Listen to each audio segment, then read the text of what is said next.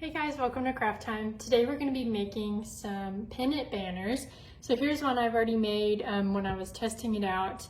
And the reason I like this craft is it really doesn't require a lot of materials. I just got this kind of felt material. It's a little bit thicker and sturdier than normal felt, but I just got that at the craft store, and I got 2 different colors, but you can get however many colors you want. And then I also bought some fabric glue. Just because I wanted to make sure that it held on really well. If you don't have that, you can probably use a hot glue gun, and I think it'll work out okay. For this one, what I did is I figured out what kind of size I wanted my triangle to be, and I took the big piece of felt and folded it in half and then cut to one of the corners. So let me show you. So I'm gonna do a small one in this blue, and so I knew I kind of wanted it smaller. So I cut about the size I wanted, drew a line, and then I'm gonna cut what I don't need off of there. So just like that. And I would say cut bigger than you think, and then you can always trim the excess felt off, but you cannot make it bigger after you've cut it. And so you may even, when you go to the store, if you're only thinking you're going to make one banner, I would buy double of what, like if you're making a big one like this, buy double just so you have extra in case you make a mistake. So once we've done that, I'm going to use the yellow as a highlight on this one. And so I am actually going to do a sun right here. So I just have traced a circle in the yellow right there. I'm going to cut that out. And again, make it maybe bigger than you think you're going to need, because you can always trim some off.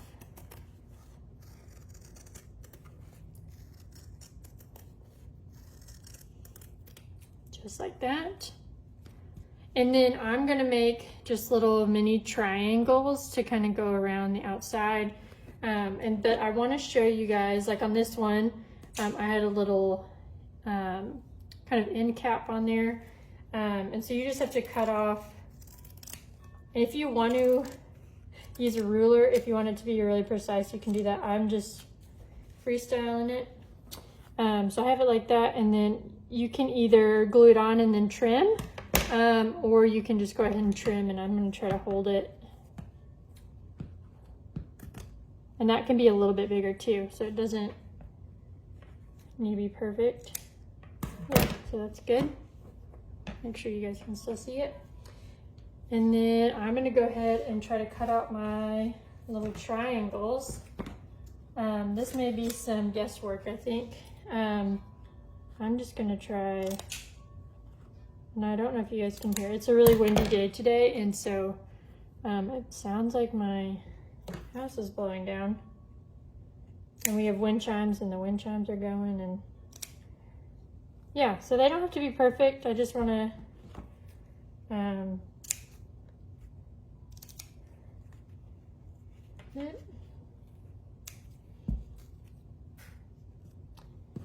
I'll kind of lay them out how I want to make sure I have enough.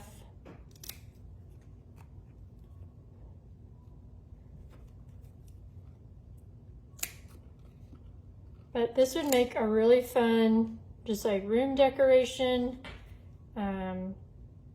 It could be a very easy and cheap gift, but also really meaningful because you can customize it to whoever you're giving it to. I feel like my triangles are getting smaller.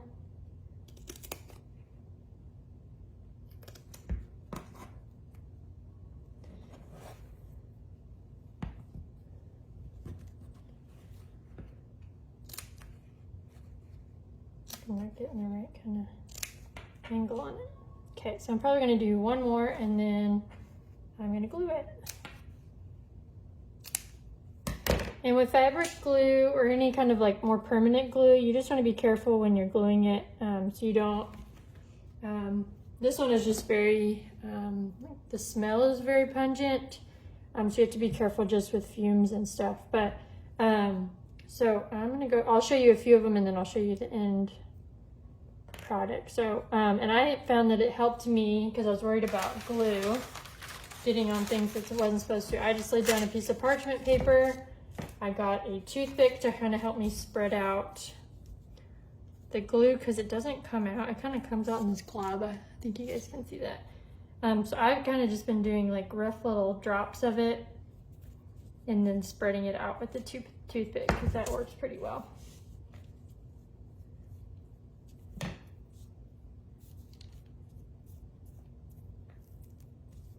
And you just want to make sure you kind of do this relatively quickly so that it doesn't dry before you get it on there. Just like that. I'm gonna go ahead and do this part.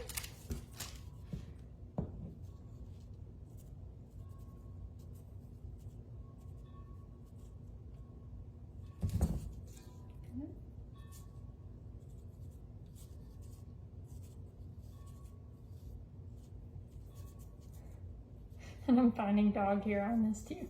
So it happens when you have two big dogs. There's just hair everywhere.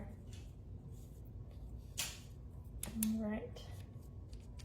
Let's see if I can get that off. The trick is to not get the glue all over your fingers.